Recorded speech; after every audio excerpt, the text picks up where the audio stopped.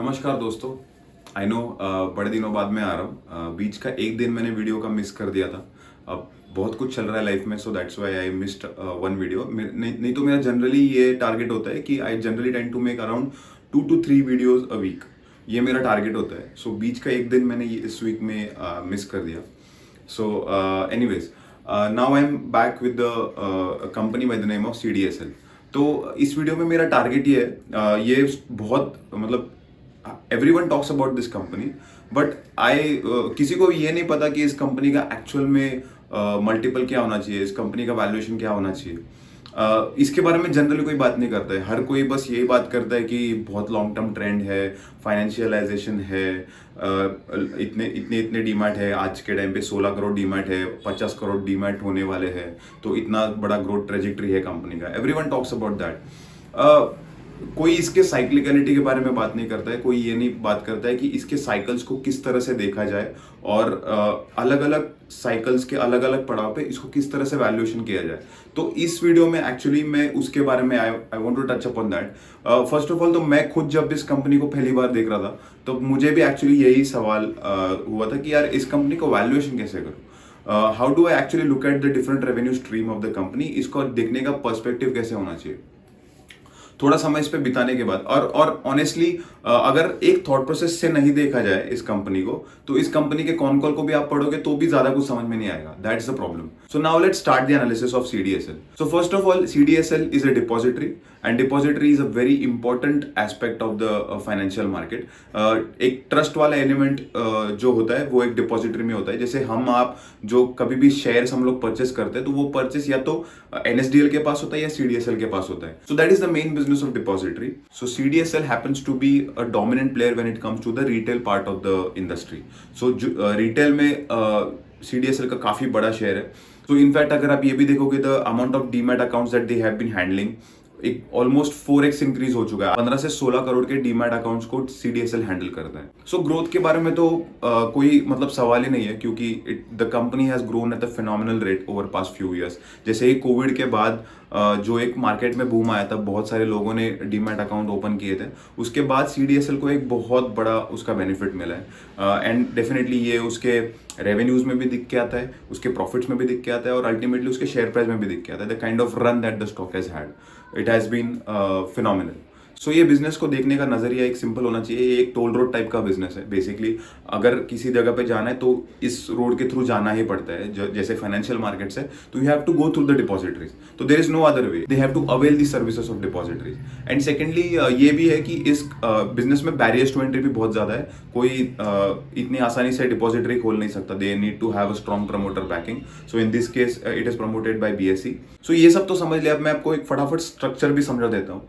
सो जो डिपॉजिटरी या CDSL के डायरेक्ट कस्टमर्स है वो या तो ब्रोकर्स होते हैं या बैंक्स होते हैं। जैसे एक एग्जांपल के तौर पे मैं जीरोधा का एग्जांपल ले रहा हूँ। If I am having my demat account in Zerodha, तो Zerodha is the one who is going to decide कि मेरे को CDSL के साथ अकाउंट ओपन करना है या NSDL के साथ अकाउंट ओपन करना है। So for all I know Zerodha has relationship with CDSL। तो when I am opting Zerodha as my broker, तो my shares will be maintained with CDSL। तो that's how it works. So the brokers are essentially the people who decide कि किस depository के साथ जाना है। ये हम और आप नहीं डिसाइड करते हैं। अब मैं फटाफट CDSL के रेवेन्यू स्ट्रीम के बारे में बात करता हूँ। So first of all it is annual ensure charges, secondly online data charges, third is KYC related charges, basically revenue for these companies. Then there are other two revenue streams. One is the IPO and corporate action related revenues, and the fifth one is transaction related charges. तो जो पहले 3 के बारे में मैंने बात किया, annual ensure, KYC and data entry. Annual ensure charges वो चार्जेस होते हैं जो जैसे रिलायंस के शेयर्स मैंने आपने परचेज किए, तो रिलायंस को भी CDSL को पैसे देने पड़ते हैं। सो जो भी लिस्टेड प्लेयर्स है मार्केट में, जितने भी कंपनी आज स्टॉक मार्केट में लिस्टेड है, वो सारे कंपनीज या तो CDSL को या NSDL को या दोनों को दे हैव टू पे द चार्जेस।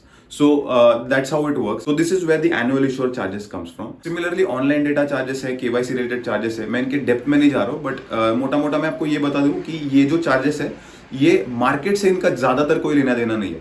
हाँ, आप ये आर्गुमेंट कर सकते हो कि यार अगर मार्केट में एक्टिविटी बढ़ेगा तो इश्यूअर्स भी बढ़ेंगे, KYC का आदान प्रदान भी ज्यादा होगा, because of participant itself are increasing. Yes, that is the argument. But मैं ये बोल रहा हूँ कि अगर नए पार्टिसिपेंट्स मार्केट्स में नहीं भी आ रहे तब भी CDSL will keep on getting these recurring set of revenues. So that is the important part of this set. So मैंने 3 revenues के बारे में बात किया. One is annual issuer charges, second is the KYC related charges, and the third one is online data entry charges. So ये जो 3 set of revenues हैं, I consider them as recurring set of revenues. ठीक है, इनको हम थोड़ा अलग रखते हैं. अब जो बाकी 2 है, which is the transaction related charges and the IPO and corporate action related charges, ये जो है वो market linked है. कहीं ना कहीं मार्केट का हाल जैसा है उसके हिसाब से ये रेवेन्यू का स्ट्रीम डिटरमाइन होता है.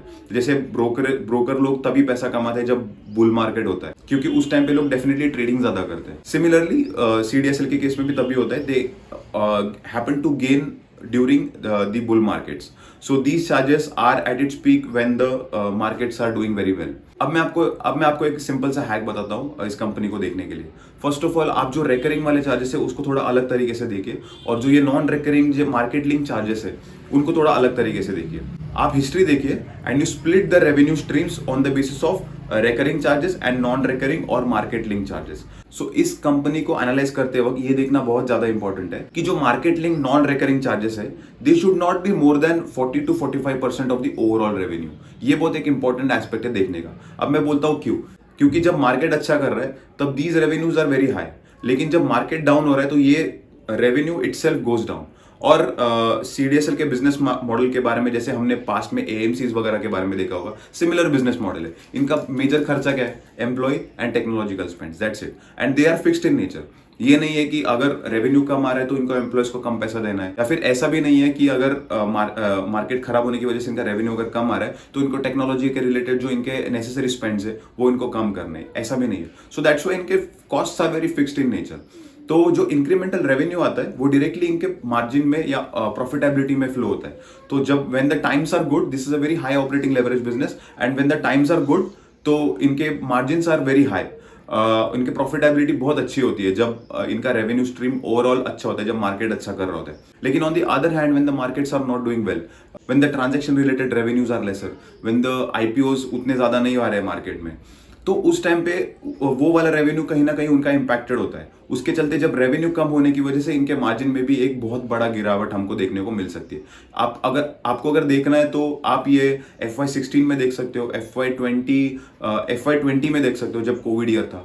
सिमिलरली आई थिंक FY22 या 23, मुझे याद नहीं आ रहा है, दोनों में से एक साल में भी ऐसा हुआ था. I think it was FY22. तो आप उस साल में जाके देख सकते हो कि किस तरह से ये स्टॉक पे इम्पैक्ट हुआ था. इनके मार्जिन सडनली श्रिंक हो गए थे because of decline in the non recurring और मार्केट लिंक्ड रेवेन्यूज. सो ये एक बहुत ही आसान तरीका है इस कंपनी को एनालाइज करने का. और एक और हैक दे देता हूँ आपको.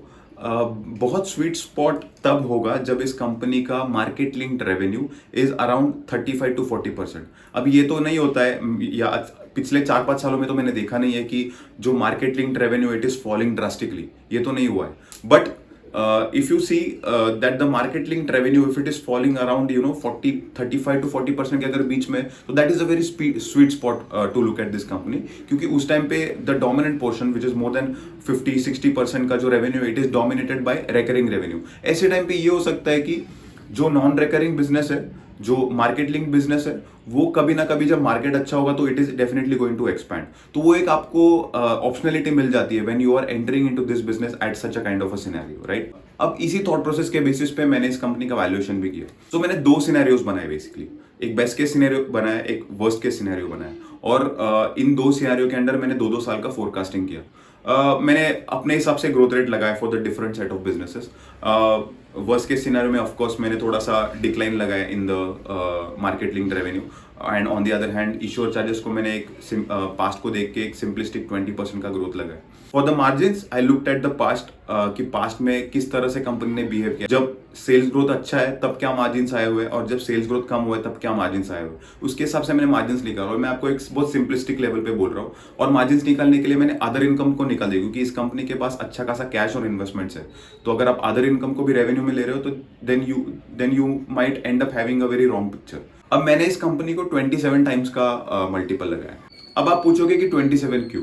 सो 27 इसलिए क्योंकि ये जो कंपनी है निफ्टी का लॉन्ग टर्म अगर आप मल्टीपल देखोगे, प्राइस टू अर्निंग मल्टीपल की बात कर रहा हूँ, तो अगर आप लॉन्ग टर्म मल्टीपल देखोगे तो long term multiple of Nifty is around 17 times. ROE of the companies falling into the Nifty is generally around 15 to 17% kind of a number. So ये एक बहुत ही ब्रॉड लेवल पे मैं बोल रहा हूँ, एक इस रेंज के ROEs के companies are into the Nifty. Any company which is having a ROE which is much better than the Nifty companies, then this company, then such a company deserves a premium multiple. अब 17 से 27 क्यों, 24 क्यों नहीं, 30 क्यों नहीं, ये इस बात पे तो हम लोग बैठ के आर्ग्यू कर सकते हैं. आपका assumption अलग होगा for the kind of ROE that this company has and the growth rate that this company has, and मेरा assumption अलग होगा. So let's not get into that. But मैं ये बोल रहा हूँ कि 25 to 30 के आसपास का multiple is a decent multiple for this kind of a company. अगर आप ऐसे हो कि आपको लगता है कि नहीं you are ready to pay a higher multiple, then definitely you can go ahead. लेकिन एक बात हमको बहुत इंपॉर्टेंट दिमाग में रखनी होती है कि जितना हम लोग हाई मल्टीपल किसी भी कंपनी को पे कर रहे हैं, उस कंपनी को उतना ग्रोथ लाना होगा टू जस्टिफाई योर मल्टीपल. क्योंकि ग्रोथ स्टॉक्स में यही होता है कि people are ready to pay high multiple, but that high multiple has to be justified by the high growth. अगर नहीं, then your payback period will suffer. Then in that case you will need more time to recover your investments. So that is just one perspective of looking at how to arrive at a particular multiple.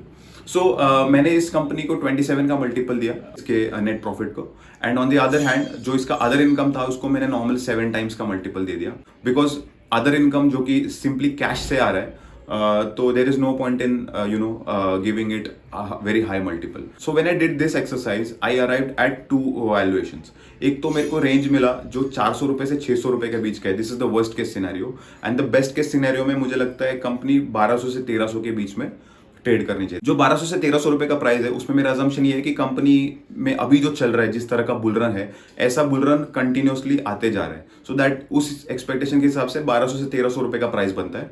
और अगर worst case scenario में समझू कि हाँ मतलब यहाँ से decline आने वाला है, in that case somewhere between 400 to 600 rupees का price, that makes sense. So actually reality इसके बीच में कहीं ना कहीं होता है. ये तो बेस्ट केस हो गया और ये वर्स्ट केस हो गया. बेस्ट केस मतलब उतना भी बेस्ट केस नहीं, अगर आप बहुत ही बेस्ट केस देखोगे तो जो अभी प्राइस है कुछ आई थिंक 1500-1600 रुपए का प्राइस है, that makes sense. But I don't think that is a right way to look at it, और that would be a right price to look at it. I am not invested into this stock, neither is this a stock any buy और sell recommendation. मैं इस video के through आपको बस एक perspective देना चाहता हूँ कि how you look at this kind of a company. इस तरह से सोचा जाए when you are simply looking at the share price of a CDSL. तो अगर अगली बार आप CDSL के फाइनेंशियल्स को देखोगे तो आपके पास एक पर्सपेक्टिव होगा कि हाँ भाई इसको किस तरह से वैल्यू करना है. So that's all about CDSL. I hope कि इस वीडियो में आपको कुछ ना कुछ वैल्यू मिला होगा, एक समझ में आया होगा कि इन टाइप के कंपनीज को कैसे देखना है. मैं ऐसे ही और कैपिटल मार्केट्स रिलेटेड कंपनीज करने के बारे में प्लान कर रहा हूँ. So let's see. इनफैक्ट मुझे एक और वीडियो करना है about the diversification of the portfolio.